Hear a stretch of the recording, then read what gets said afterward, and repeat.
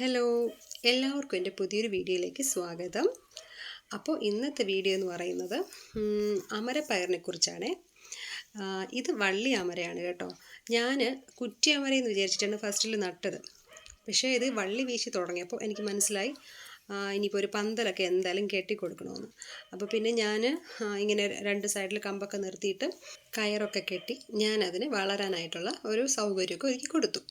പിന്നെ ഞാനിതിവിടെ ഇങ്ങനെ ഒരു ചട്ടിയിലാണ് നട്ടിട്ടുള്ളത്. ഞാനിതിന് മുന്നേ ഇതിലൊരു ബയറാപ്പിൾ നട്ടിട്ടുണ്ട്. അതിൻ്റെ സൈഡിലായിട്ടാണ് ഞാനിത് വിത്ത് പാകി കിളിർപ്പിച്ചത്. ഓരോ വിത്ത് വീതമാണ് ഓരോന്നിലും ഞാൻ പാകിയത്. കാരണം മറ്റൊരു ചെടി കൂടെ നിൽക്കുന്നതുകൊണ്ട് അധികം അതിൽ നിർത്തിയാൽ ശരിയാകില്ലല്ലോ. അങ്ങനെ ഓരോ വിത്ത് വീതം ഓരോ ചട്ടിയിലായിട്ട് ഞാൻ പാകിയിട്ടുണ്ടായിരുന്നു. കണ്ടില്ലേ, ഞാൻ ഈ ചട്ടിയിൽ ഗ്രേപ്സ് നട്ടിട്ടുണ്ട്, കൂടെ തന്നെ പയർ നട്ടിട്ടുണ്ട്. ഇതിൽ ഞാൻ അതുപോലെ നാരകവും നട്ടിട്ടുണ്ട്, ഒരു പയർ നട്ടിട്ടുണ്ട്. ഇത് നമ്മൾ പയറധികം നാളൊന്നും നിൽക്കില്ലല്ലോ. കുറച്ച് നാളാകുമ്പോൾ അതിൻ്റെ കായ്ഫലമൊക്കെ കഴിയുമ്പോൾ നമുക്കത് പിഴുത് മാറ്റാം. പിന്നെ ഇത് ഒരു മാവാണ്. മാവിന് എന്തോ ഒരു പിണക്കമുള്ളത് പോലെ എന്നോട് വാങ്ങിച്ച് നട്ട അതുപോലെ തന്നെ നിൽപ്പാണ്. പക്ഷെ ഇപ്പം ചെറുതായിട്ടൊരു ഈ പുതിയ ഇല വരാനുള്ള ഒരു ടെൻഡൻസി മൊട്ടൊക്കെ ഇട്ട് ഇങ്ങനെ വരുന്നുണ്ട്. അപ്പോൾ അത് അങ്ങനെ. പിന്നെ ഇതിൽ നല്ല പോലെ കൊത്തായിട്ട് നമുക്ക് കായ് തരും. കണ്ടില്ലേ, നല്ല പോലെ കായ് തരും. ഈ ചട്ടിയിൽ ഞാൻ നട്ടിട്ടുള്ളത് ഒരു ആനപ്പുളിച്ചിക്കയാണ്. കണ്ടില്ലേ, ഇതിൻ്റെ വിളവെടുക്കുന്ന ഒരു ഷോട്ടൊക്കെ ഞാൻ ഇട്ടിട്ടുണ്ടായിരുന്നു. ഇതിന് മുഞ്ഞയുടെ ശല്യം നന്നായിട്ട് തന്നെ വരും കേട്ടോ. അത് പിന്നെ ഈ പയറ് വർഗ്ഗങ്ങളെല്ലാം അങ്ങനെയാണല്ലോ, മുഞ്ഞയാണല്ലോ പ്രധാന വില്ലൻ. അപ്പോൾ ഞാൻ ചെയ്യുന്നത് ബിവേറിയ 5 മില്ലി എടുത്ത ശേഷം 1 ലിറ്റർ വെള്ളത്തിൽ മിക്സ് ചെയ്ത് അത് സ്പ്രേ ചെയ്ത് കൊടുക്കാറുണ്ട്. അപ്പോഴേക്കും മുഞ്ഞ ശല്യമൊക്കെ നമുക്ക് മാറിക്കിട്ടും. പിന്നെ വളം എന്ന് പറയുന്നത് കൂടുതൽ ഞാനിടുന്നത് ചാണകപ്പൊടി. അത് നന്നായിട്ട് തന്നെ 2 ആഴ്ച കൂടുമ്പോൾ ഞാൻ ഇട്ട് കൊടുക്കാറുണ്ട്. അതും കുറച്ച് ചാമ്പലും പിന്നെ ഇതുണ്ടല്ലോ നമ്മുടെ വേപ്പിൻ പിണ്ണാക്ക്, അതൊക്കെ കുറച്ച് വീതം എടുത്ത് മിക്സ് ചെയ്ത് മണ്ണൊക്കെ കൊത്തി ഇളക്കിയിട്ട് അതിൽ ഇട്ട് കൊടുക്കുന്ന പതിവുണ്ട്.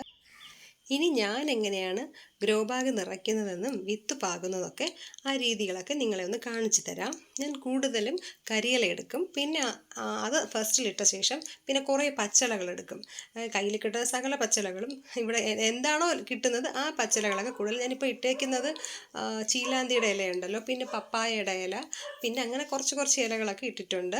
എന്നിട്ട് വീണ്ടും അതിൻ്റെ പുറത്തേക്ക് ഞാൻ കരിയില ഇടും. അതിനുശേഷം ഞാൻ എടുത്തിരിക്കുന്നത് കറുത്ത മണ്ണ്, അതായത് ഞാൻ ഗ്രോ ബാഗിൽ നേരത്തെ നട്ടിരുന്ന ഇതിലുള്ള കുറച്ച് കറുത്ത മണ്ണ്, പിന്നെ ചുവന്ന കുറച്ച് മണ്ണ്, പിന്നെ ഞാൻ എടുത്തത് ചാരവും ചകിരിച്ചോറും ചാണകപ്പൊടി, അതാണ് എടുത്തിട്ടുള്ളത്. പിന്നെ ഞാനിപ്പോൾ ഇടുന്നത് വേപ്പിൻ പിണ്ണാക്കും കടലപ്പിണ്ണാക്കല്ല സോറി, എല്ലുപൊടി.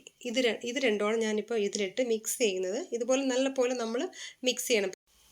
അതിനുശേഷം നമുക്ക് ഗ്രോ ബാഗ് നിറച്ച് കൊടുക്കാം. ഇതുപോലെ മണ്ണ് നിറച്ച് കൊടുക്കേണ്ടതുണ്ട്. പിന്നെ ഇപ്പോൾ നമ്മൾ അധികം മണ്ണ് ഇടുന്നില്ല. ഇതിപ്പോൾ ഇത്രയും മണ്ണ് കൊണ്ട് ചെടിക്ക് വളരാൻ ആവശ്യമുള്ള മണ്ണല്ല ഇത്.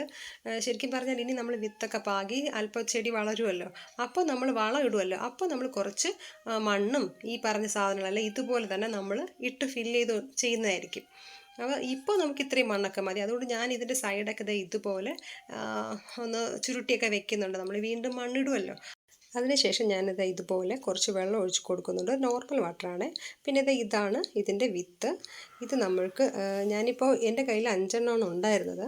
അതുകൊണ്ട് ഞാൻ ഒരു ഗ്രോ ബാഗിനകത്ത് 3 എണ്ണോ പിന്നെ 2 എണ്ണം ആയിട്ട് ഒരു ഗ്രോ ബാഗിലും അങ്ങനെയാണ് ഞാനിവിടെ പാകുന്നത്. ഈ കാണുന്നത് സ്യൂഡോമോണസ് ആണ്. ഞാനിതുപോലെ കുറച്ചെടുത്ത് വെള്ളത്തിലിങ്ങനെ ലയിപ്പിച്ച ശേഷം തളിച്ച് കൊടുക്കാറുണ്ട്.